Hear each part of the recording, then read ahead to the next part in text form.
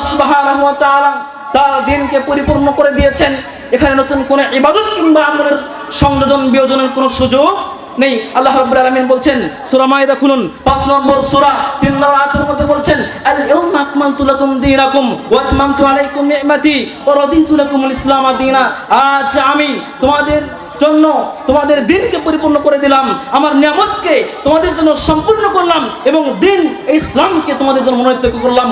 সুতরাং আল্লাহ রাব্বুল আলামিন তার দ্বীনকে পরিপূর্ণ করে দিয়েছেন। এখানে নতুন করে কোনো আমল, কোনো ইবাদত তৈরি করার সুযোগ কোনো মানুষের, কোনো বান্দার নেই। এমনকি রাসূল সাল্লাল্লাহু আলাইহি ওয়াসাল্লামের ছিল না।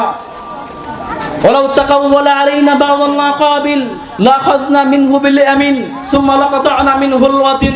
রাসূলকে হুঁশিয়ারি করে দেওয়া হয়েছে, এই নবী যদি নিজে কোনো বাণী তৈরি করে মানুষের মাঝে প্রচার করে অথচ আল্লাহ সুবহানাহু ওয়া তাআলা তা বলেননি, তাহলে আমি তার ডান হাত ধরে ফেলতাম এবং তার গর্দান কর্তন করে দিতাম।